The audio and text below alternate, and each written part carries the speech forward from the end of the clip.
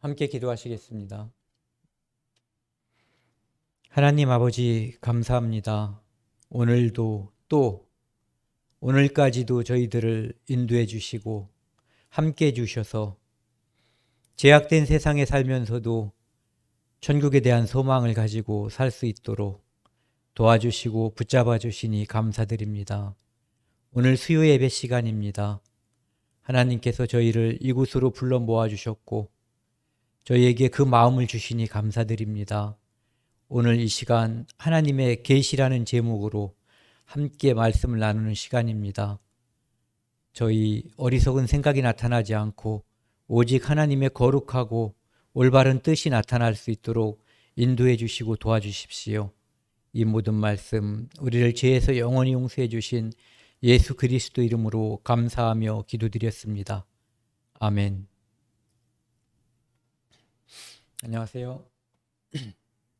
식사들 다 하셨나요? 오늘은 이제 조직신학 두 번째 시간입니다. 오늘은 서론 중에서 두 번째 시간. 오늘은 이제 계시란 제목으로 이제 말씀을 드릴 건데요.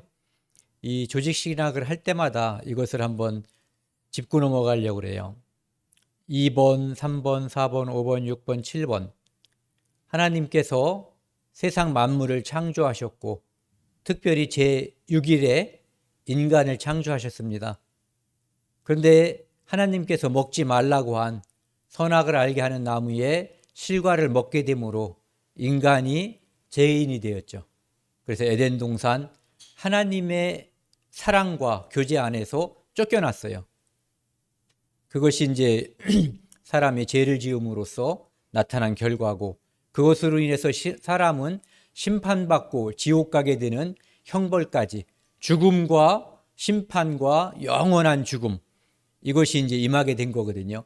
그래서 하나님께서는 우리를 사랑하시기 때문에 만세 전에 이미 우리가 죄 지을 것을 알고 독생자 예수 그리스도를 이 땅에 보내주셔서 우리의 죄를 십자가에 못 박혀 그 피로 영원히 용서해 주셨죠. 그래서 그 피로 용서받은 사람들의 모임이 교회가 된 거예요. 그리고 그 교회는 예수님께서 약속해 주신 것처럼 내가 다시 이 땅에 오겠다.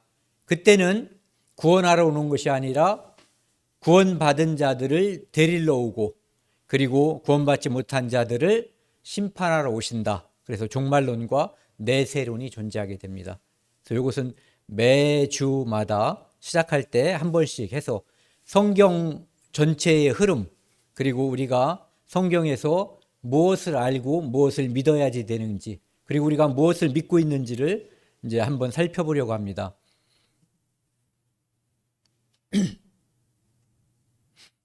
오늘 좀 특이하죠. 이게 오늘 제목이 계시잖아요. 계시라고 하는 것을 이제 눈에 보이게 찾다 보니까 바로 이제 서론에서 오늘 두 번째가 계시인데 계시라고 하는 것은 이렇게 지금 이것처럼 보이지 않던 것을 베일에 쌓여 있다라는 말을 쓰잖아요. 베일이라고 하는 것은 이제 이렇게 가려져 있는 커튼인데 그것을 열어 젖혀주면은 안에 있는 게 보이는 거죠. 젖혀주시는 분이 하나님이신 거예요. 그러니까 우리가 새치기를 해서 뭘 보려고 하는 것이 아니라 하나님께서 베일을 열어주시면 계시해 주시면 보여주시는 것만큼 계시해 주시는 것만큼 우리가 보고 알고 믿게 되는 거죠. 계시라고 하는 것의 의미는 첫 번째 이 계자라고 하는 것은 열다 또는 열리다 일깨워주다 시자는 보이다 보다 간주하다 알리다, 일러주다 이런 의미를 가지고 있어요. 그러니까 어떻게 보면은 열어서 알게 해주는 것 이게 이제 계시라고 볼 수가 있죠. 그래서 깨우쳐 보여줌 이게 이제 계시의 의미고요. 사람의 지혜로는 알 수 없는 진리를 신이 가르쳐 알게 함. 그러니까 하나님께서 사람은 알 수 없는 그것을 하나님께서 우리가 알았으면 하는 것들, 그리고 알아야 할 범위, 이 정도를 우리에게 보여줌으로써 하나님께 대해서 우리가 알게 해주시는 것, 이것을 이제 계시라고 하는 거예요. 관찰에 장애가 되는 가리운 것을 제거함. 아까 말씀드린 것처럼 베일을, 커튼을 제거하는 것, 그것이 바로 계시라고 할 수 있고요. 감추인 것을 드러내 보이는 것, 베일을 벗기는 것. 그래서 뭐 현수막 같은 거 이렇게 만들어 놓고 뭐 보여줄 때 보면은 밑에서 여러 사람이 이렇게 끈을 당기면은 안에 있는 내용물이 밖으로 확 드러나는 그런 것도 이제 베일을 벗기는 것 중에 하나가 되는 거죠. 그래서 계시라고 하는 것은 이렇게 사람의 지혜로 알 수 없는 진리를 하나님께서 가르쳐 알게 해서 믿게 하는 것, 이것이 이제 계시라고 볼 수가 있는 거죠. 지금 이제 계시의 의미를 이야기하고 있는데요. 욥기 11장 7, 8절 말씀을 보면은 하나님께서 계시하지 않으면 인간의 능력으로 하나님께서 보여주시고자 하는 만물을 알 수가 없다. 만물을 통해서 결국은 하나님을 발견하는 거잖아요. 그래서 내가 하나님의 오묘함을 어찌 측량하며 전능자를 어찌 능히 완전히 알겠느냐. 하늘보다 높으시니 내가 무엇을 하겠으며 세월보다 깊으시니 내가 어찌 알겠느냐. 그래서 여기 보면은 하나님의 오묘함을 어찌 능히 측량하며, 어찌 그분이 보여주시지 않는다면 그분은 얼마큼 크기인지도 모르는 분이에요. 전에 어떤 책을 보니까요, 이 태양계에 이 지구라고 하는 것을 탁구공으로 다 표시한다면 이 태양계는 뭐 어마어마해가지고 그 탁구공이 수조 개가 들어가는 정도라고 하더라고요. 그런데 우리 은하에 이 태양계를 탁구공으로 다시 비유한다면 그 탁구공이 역시 수조 개가 들어가는 크기라는 거예요. 그래서 은하계, 은하 이름도 참 여러 가지가 많이 있는데 그런 것들이 어마어마하게 이 우주에 많이 있거든요. 그러니까 우주가 얼만큼 큰지 우리 사람 생각으로 가늠할 수가 없는 거예요. 그런데 그 큰 우주를 만드신 분이 하나님이시라는 거죠.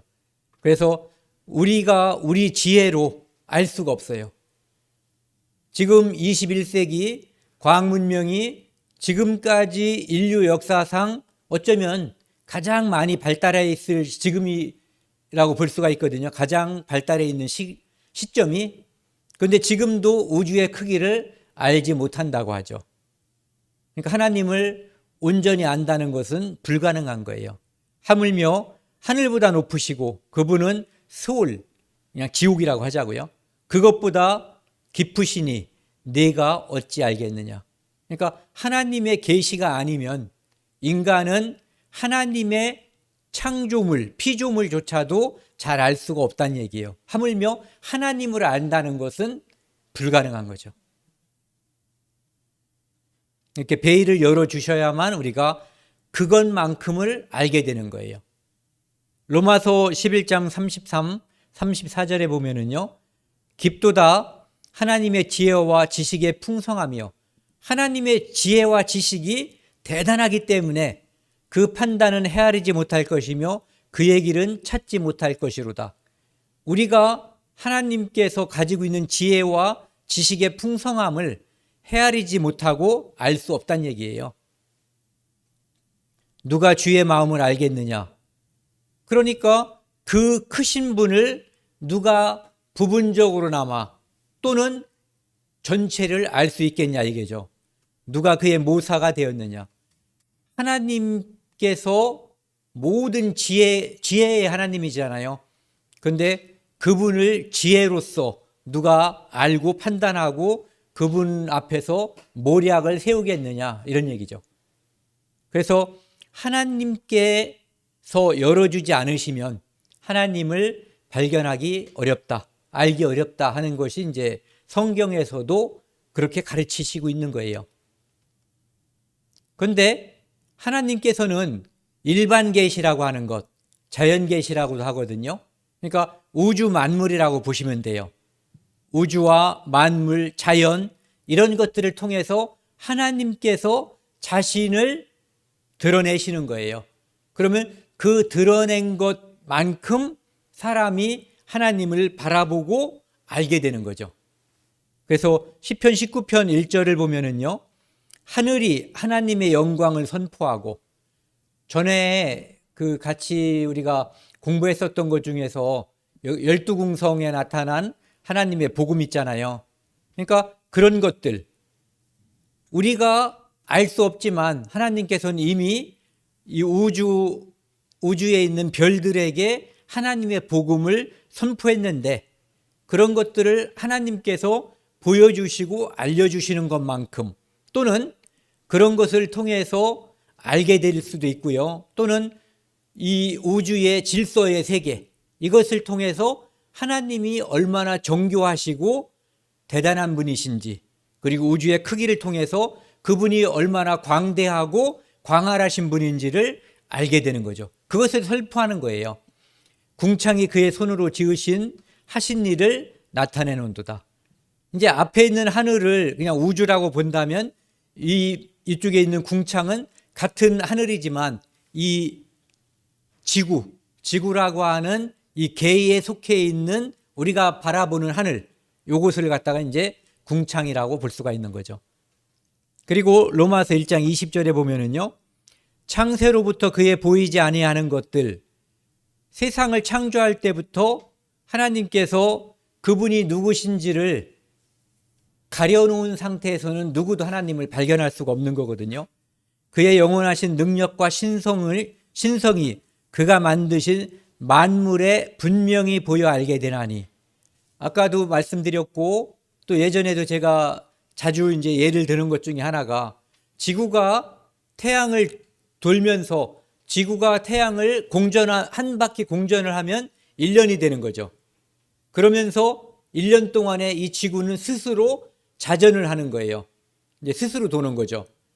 그러면은 이것이 한 바퀴 돌았을 때가 하루 24시간이 되는 거고요.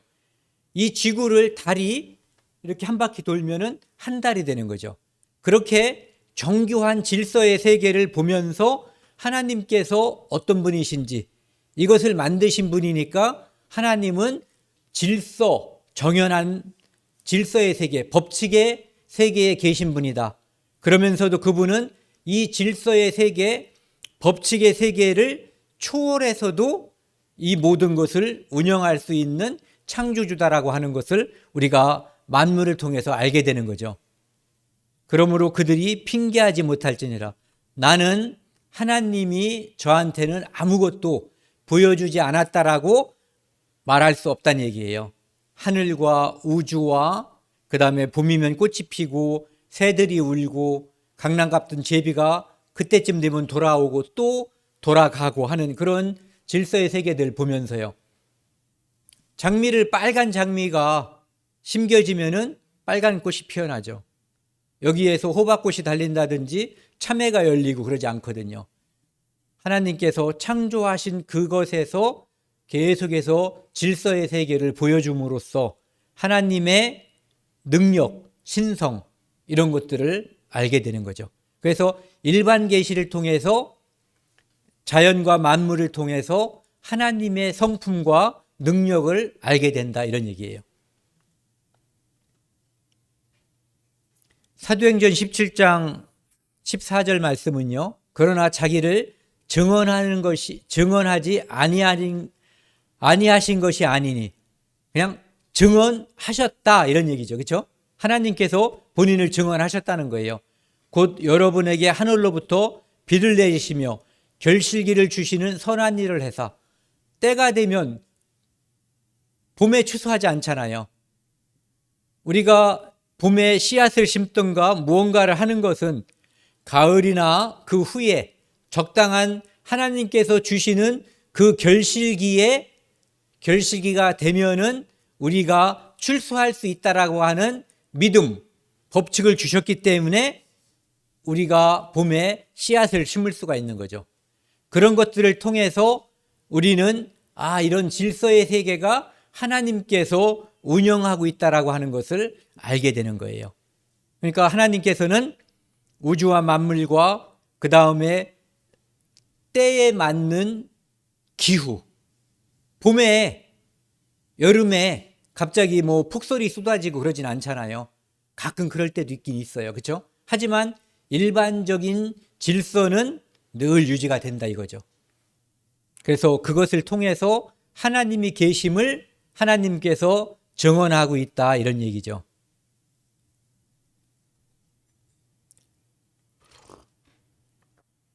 또한 하나님께서는 우리 마음속에 양심을 주셔가지고 이런저런 것들을 보면서, 예를 들어서 어떤 사람이 노인을 막 학대하고 때려요. 저건 아닌데 하는 생각이 내가 혹시 해코지를 당할까봐 말리지 못할 망정, 사람들에게는 다 보편적인 양심의 반로로서 그런 생각이 드는 거죠. 그래서 양심을 주셨기 때문에 도덕, 법, 법률, 헌법 이런 것들이 각 나라마다 형편에 따라서 조금씩 다른 것 같지만 추구하는 일반적인 법칙이 조리라고 그러죠. 그런 것들이 늘 같은 거예요. 선을 행한 사람에게는 상을 주려고 하는 심리가 인간에게 있고, 잘못한 사람에게는 그것을 응징함으로써 다시 그 일을 하지 않게 하려고 하는 속성이 법과 그 사이에서 가지고 있는 도덕, 질서의 그런 것들을 내포하고 있는 거거든요. 그런 것들을 기본적으로 갖게 하는 것이 바로 우리 마음속에 하나님께서 넣어주신 양심이거든요. 그것을 통해서 또한 하나님을 알 수 있다는 얘기예요. 그러니까 우주 만물을 통해서, 질서의 세계를 통해서 알 수 있고, 양심을 통해서도 하나님을 발견할 수 있는 것이 하나님께서 우리에게 부여해 주신, 하나님을 찾을 수 있게끔 해 주신 길이란 얘기죠. 이제 이런 말씀인데요. 전도서 3장 11절에 보면은 영원을 사모하는 마음을 주셨어요. 우리는 다 알거든요. 우리가 안 죽을 것처럼, 죽지 않을 것처럼 살지만 누구나 죽는다는 것을 다 알아요. 우리 조상들이 다 돌아가셨고, 그리고 때가 되면 여기에 있는 저와 우리들 도 역시 이 땅을 떠날 것이라고 하는 것을 알고 있거든요. 그런데 신기하게 우리는 마치 죽지 않을 것 같은 그런 생각을 가지고 살아요. 영원을 사모하는 마음을 주셨거든요. 영원한 것이, 하나님은 영원하시기 때문에 그분의 속성을 우리에게 넣어주셨어요. 그것을 통해서 우리는 하나님을 찾고 하나님을 발견하게 되는 거죠. 그 마음을 하나님께서 주셨다는 거예요. 그런 것들이 일반 계시 중에 이제 하나고요. 그 다음에 이 사도행전 17장 27절을 보면은요, 혹 하나님을 더듬어 찾아 발견하게 하심이로다. 사람들은 누구든지 하나님을 찾는 마음이 있어요. 여기서 말하는 것은 이제 그 알지 못하는 신에게까지도 사람이 제사 지내는, 그를 예배하고 섬기려고 하는 그 마음, 그 속성이 바로 이 마음이 있기 때문이라는 거예요. 하나님을 더듬어 찾아 발견하게 하려 하심.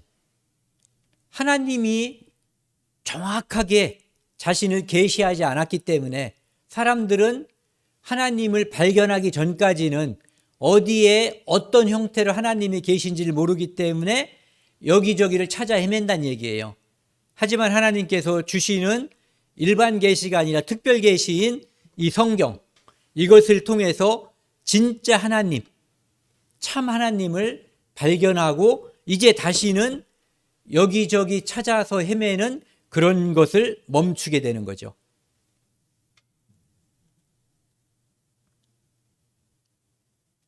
그래서 하나님을 발견하기 전까지 하나님을 찾지 못한 사람들은 하나님을 발견하지 않았기 때문에 엉뚱한 짓을 하는 거거든요.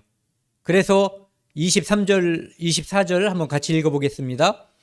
썩어지지 아니하는 하나님의 영광을 썩어질 사람과 새와 짐승과 기어다니는 동물의 모양의 우상으로 바꾸느니라. 그러므로 하나님께서 그들을 마음의 정욕대로 더러움에 내버려 두사 그들의 몸을 서로 욕되게 하게 하셨느니. 하나님을 발견하지 못하니까 하나님이 만드신 피조물이 혹시 하나님인가 해서 섬기고, 또 그들은 하나님께서 그 상실한 마음대로 버려두셨기 때문에 죄인은 죄짓고 하나님께서 만드신 법칙에 위배되는 그러한 하나님께서 싫어하는, 하나님께서 죄라고 하는 그것을 하게 되었다, 이런 얘기예요. 즉 하나님을 떠난 사람은 하나님 아닌 다른 우상을 섬기게 되고 하나님께서 싫어하는 법칙, 하나님께서 싫어하는 그것을 하게 된다, 이런 얘기죠. 그 다음에 하나님을 발견할 수 있는, 좀 전에도 제가 말씀드렸는데요, 일반 계시는 우주 만물을 통해서 하나님을 발견하는 것이고, 이 특별 계시라고 하는 것은 하나님께서 초자연적으로 계시하는 거예요. 그 중에서 가장 중요한 특별 계시가 뭐냐면은 이 성경 말씀이에요. 이 성경 말씀을 통해서 하나님은 자기 자신을 가장 정확하게 드러내 보이시고 하나님의 뜻을 사람에게 정확히 드러내 보이시는 거예요. 의도를 보이시는 거죠. 그리고 하나님이 우리에게 무엇을 주시고자 하는지, 무엇을 이미 주셨는지, 우리가 무엇을 받고 하나님께 감사와 영광을 돌려야 하는지를 이 성경을 통해서 말씀하고 계시는 거예요. 그래서 특별 계시, 초자연 계시 중에 가장 중요한 것이 성경 말씀인데, 이 말씀, 특별 계시의 가장 중요한 역할이 뭐냐 하면은 구원의 역사를 계획하시고 진행하시고 완료하신다는 거예요.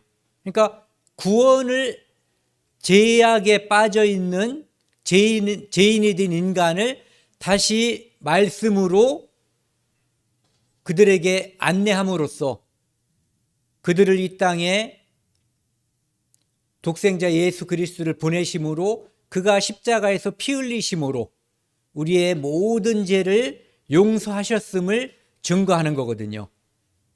그래서 특별 계시인 성경의 가장 중요한 것은 바로 구원이라는 거죠. 구원을 특별하게 가려져 있는 것을 열어서 보여준다는 거예요. 그래서 그 성경 말씀을 우리가 사람들이 알고 믿게 하기 위해서 하나님께서는 특별히 성경 말씀의 증언과 성취함을 통해서 하나님께서 살아계심과 하나님께서 하고자 하는 일의 결과, 그리고 무엇을 하나님께서 원하시는지 이것을 보여준다는 거죠. 그래서 신명기 18장 21, 22절 말씀을 보시면은요, 같이 읽겠습니다. 21절, 22절까지요. 내가 마음속으로 이르기를 그 말이 여호와께서 이르신 말씀인지 우리가 어떻게 알리요 하리라. 만일 선지자가 있어 여호와의 이름으로 말한 일에 증언도 없고 성취함도 없으면 이는 여호와께서 말씀하신 것이 아니요 그 선지자가 제 마음대로 한 말이니 너는 그를 두려워하지 말지니라. 수많은 성경 말씀이 있거든요. 이 말씀 중에서 특별히 하나님께서는 증언과 성취함, 증언이라고 하는 것은 하나님 말씀이 지금 기록된 시점 또는 선포되는 시점 이전에 있었던 어떤 사건을 이때 기록하는 거예요. 그런데 이 성경을 기록한 선지자는 이 사건을 과거에 일어난 사건이기 때문에 하나님께서 계시하지 않았다면, 알려주지 않았다면 알 수 없는 거죠. 일테면은 모세가 모세 오경을 기록하면서 창세기에 노아의 대홍수 사건을 기록했단 말이에요. 모세는 홍수가 이 땅을 다 범람해서 이 땅에 다 홍수로서 완전히 땅을 덮었던 그 광경을 직접 보지는 못한 거예요. 다만 하나님께서 어떤 방법인지 몰라요. 어떤 파노라마식으로 보여주셨는지, 말씀으로 쭉 말씀해 주셨는지, 무엇인지 모르지만 모세에게 알려주신 거예요. 홍수 사건을. 그런데 기록된 창세기 말씀과 과거에 있었던 홍수 사건이 고고학적으로나 지질학적으로 여러 가지에서 일치한다는 것이 밝혀지는 것. 이것이 성경 말씀이 증언이 있다. 이 말씀은 과거에 있었던 일에 증거가 있다라고 하는 그런 뜻이거든요. 그것을 통해서 또는 모세 또는 많은 선지자들이 나중에 미래에 있을 어떤 사건들을 예언하는 거예요. 그 예언이 시간 속에서 딱딱 맞아 들어갈 때 저는 이것을 특별히 가장 감동을 받은 것이 이스라엘 역사라고 볼 수가 있거든요. 하나님께서 이스라엘 역사를 특별히 그 중에서도 이스라엘 민족이 예수 그리스도를 배반하고 죽임으로써 그들이 받을 제약 벌에 대해서 성경에 예언한 그것이 문자 그대로 이루어지고 그 다음에 이스라엘 민족이 나중에 하나님께 징벌을 받지만 다시 나라를 세우고 강한 나라가 되고 그런 모습을 보면서 이 예언이 성취되는 모습을 보거든요. 그래서 그런 모습을 볼 때 우리가 이 하나님의 말씀, 특별계시 이것이 정말 하나님의 말씀이구나 하는 것을 우리가 알게 되는 거죠. 하나님의 말씀에 대한 것이 우리 마음속에 틀림없는 사실이라고 하는 것을 믿게 되어야만 하나님께서 우리에게 최종적으로 우리에게 원하시는 것들 뭐냐면은 구원, 예수 그리스도가 십자가에서 피 흘려 우리 죄를 다 대속했다고 하는 그 사실을 성경 전반이 믿어져야만 그것이 우리 마음속에 믿어질 수가 있거든요. 그러니까 이 특별계시 중에 특별계시라고 하는 예수 그리스도의 구속 사역이 믿어지려면 이렇게 성경을 통한 증언과 성취함이 역사 속에서 우리 마음속에 믿어져야지 되는 거죠.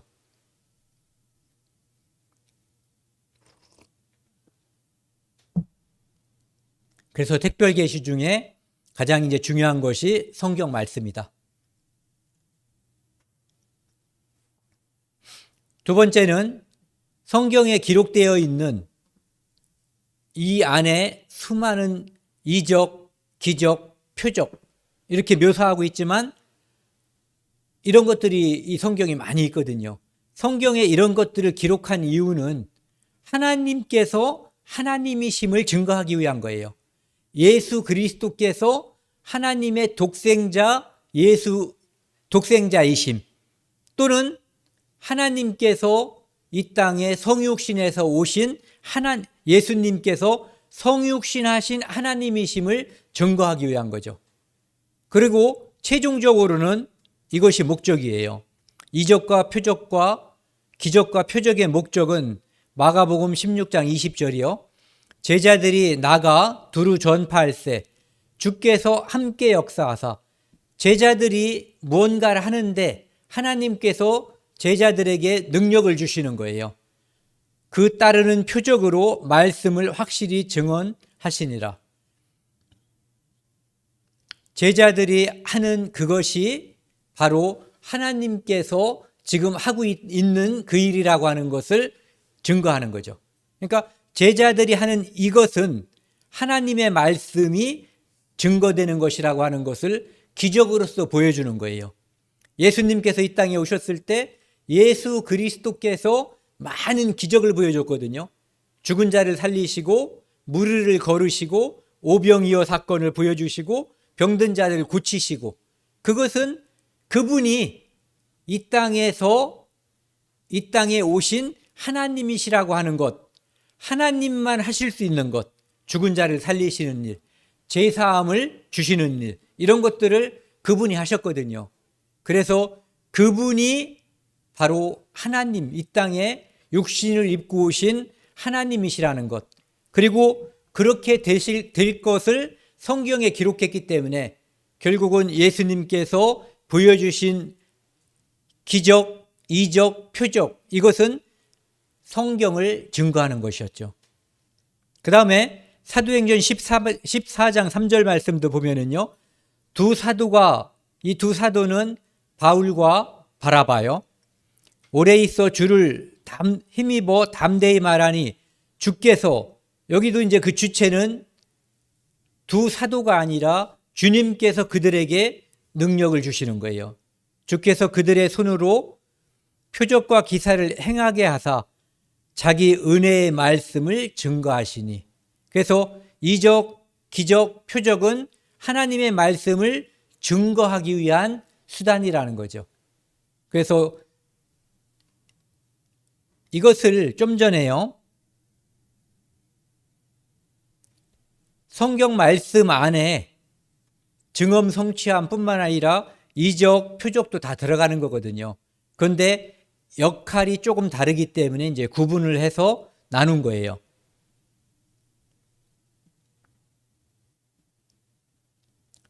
그 다음에 특별계시 중에 하나가 하나님께서 직접 나타나신 것들, 나타나신 사건들이라고 볼 수 있죠. 예를 들면 출애굽기 33장 9절에 구름 기둥 사이에서 하나님께서 나타나시고, 그 다음에 민수기 7장에 보면은 그룹 사이에서 하나님께서 나타나시고, 욥기 38장에 보면 폭풍 가운데 하나님께서 직접 등장하시는 장면들. 그 다음에 이제 성육신이라고 하는 게 있는데, 이것은 하나님께서 이 땅에 사람의 몸을 입고 직접 나타나시는 거거든요. 그래서 특별 계시가 하나님께서 하나님이심을 보여주시는 거잖아요. 그 중에 이제 가장 대표적인 것이 성경 말씀이라고 했는데, 이 성육신 사건을, 그러니까 예수님께서 이 땅에 직접 오신 거, 하나님께서 이 땅에 사람의 몸을 빌려서 오신 사건을 특별히 이렇게 표시하더라고요. 특별 계시 중에 특별 계시다. 그래서 요한복음 1장 14절에 보시면, 말씀이 육신이 되어 우리 가운데 거하심에 우리가 그의 영광을 보니 아버지의 독생자의 영광이요 은혜와 진리가 충만하더라. 말씀, 태초부터 계셨던 그 말씀이 육신이 되신 거예요. 그래서 우리 가운데 거하실 임마누엘이 되신 거죠. 그래서 그것을 보니까 아버지의 독생자의 영광이다. 즉 성자 하나님께서 이 땅에 우리와 함께 계셨다, 이런 얘기거든요. 그러니까 그것은 바로 이 특별계시의 목적이 구원의 역사를 완성하기 위한 거잖아요. 그래서 구원의 역사를 완성하기 위해서 하나님의 독생자 예수 그리스도께서 말씀으로 계셨던 그분이 육신이 되어서 이 땅에 오신 거예요. 그리고 그분이 십자가에서 피 흘려 돌아가심으로써 피가 죄를 속한다고 하는 말씀에 따라서 우리의 모든 죄를 완전히 용서하신 거죠. 그래서 특별계시 중에 특별계시, 예수 그리스도께서 구원 사역을 완성하신 거예요.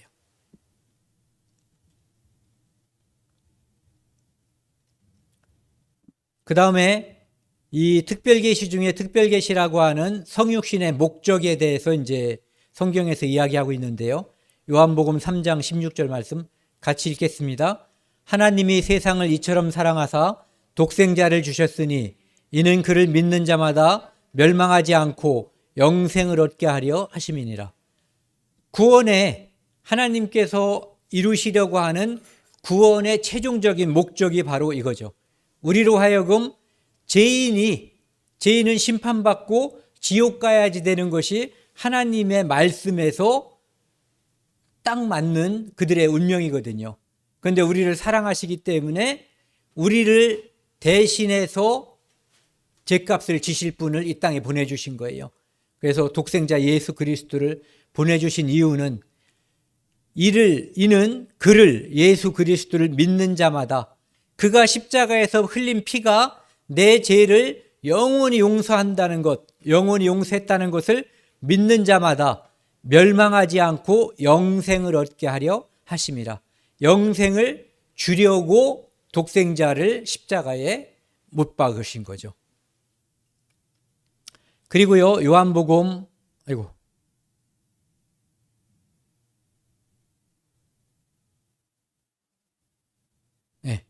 요한복음 20장 31절 말씀은요, 이것도 한번 같이 읽겠습니다. 시작.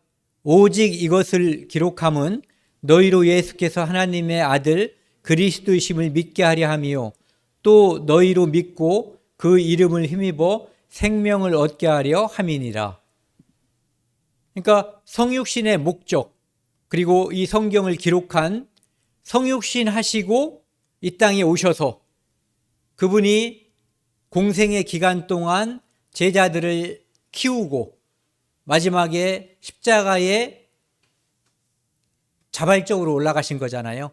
여러 가지 형식을 취한 것처럼 보이지만, 그리고 그분이 십자가에서 피 흘려서 돌아가심, 그리고 우리 죄를 용서하시고 죽으시고 부활하심, 그리고 다시 온다라고 약속하시고 이제 승천하신 그것까지를 다 기록한 이유, 구속사업이잖아요. 그것을 기록한 목적이 예수께서 하나님의 아들 그리스도, 하나님의 아들인데 그분은 그리스도라고 하는 거예요. 그리스도라고 하는 것은 메시아, 우리말로는 구세주거든요. 세상을 구원할 자이기 때문에 세상에 속해 있는 우리를 다 구원했다고 하는 것을 믿으라고 이 성경을 기록했다는 거죠. 믿게 하려, 그리스도이심을 믿게 하려 함이요 또 너희로 믿고 그 이름을 힘입어, 그 이름 예수, 구원자, 구원, 저희의 죄를 구원할 자, 이런 의미가 이제 예수 이름 속에 있는 거죠. 그래서 예수 이름 구원자이심을 힘입어 생명, 영생을 얻게 하려 함이니라. 이것이 성육신의 목적이에요. 성육신의 목적이고 특별계시 중에 특별계시라고 하는 예수 그리스도께서 이 땅에 오신 목적이고, 그 다음에 하나님께서 모세에게 나타나서 창세기부터 기록하게 하시고 요한계시록까지 요한을 통해서 기록하게 하신 그 모든 기록 목적의 최종적인 것이 바로 이거라고 볼 수 있거든요. 구원.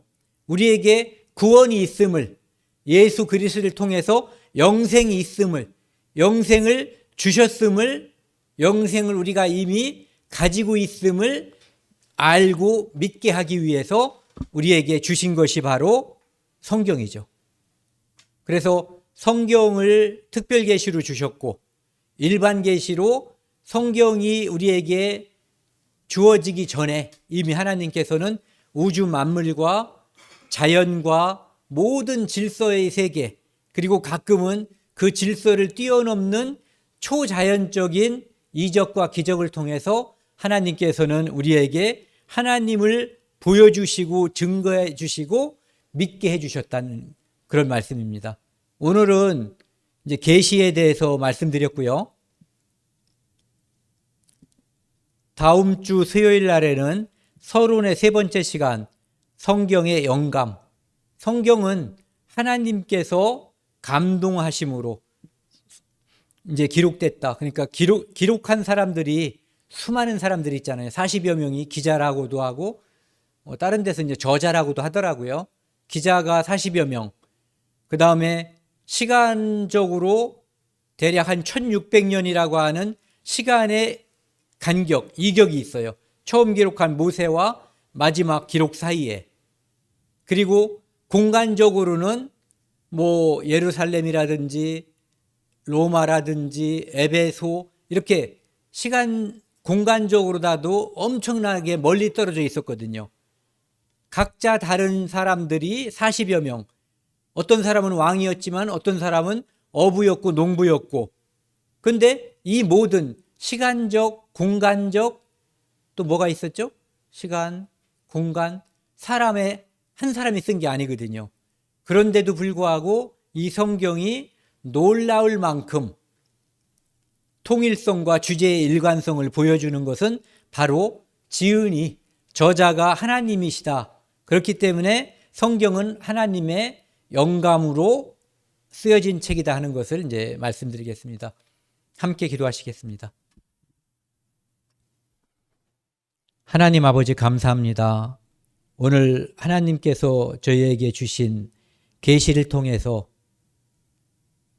우주한 만물을 통해서 하나님께서 저희에게 이미 하나님을 증거하셨고 또한 성경을 통해서 예수 그리스도를 증거하셨고 예수 그리스도께서 실제로 이 땅에 오셔서 십자가에 못 박혀 피 흘림으로써 특별계시 중에 특별계시라고 하는 구속사역을 성육신하신 그리스도를 통해서 이루셨음을 알게 되었습니다.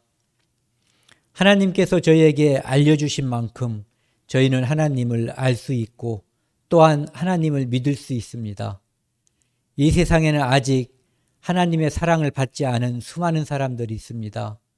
저희 마음을 감동시켜 주시고 저희가 더욱 담대함을 가지고 아직 믿지 않는 사람들에게 하나님을 증거하고 선포함으로써 많은 사람들이 우리의 입을 통해서 그리고 우리의 선한 행실을 통해서 하나님을 발견할 수 있도록 도와주십시오.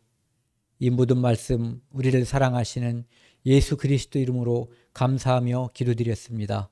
아멘.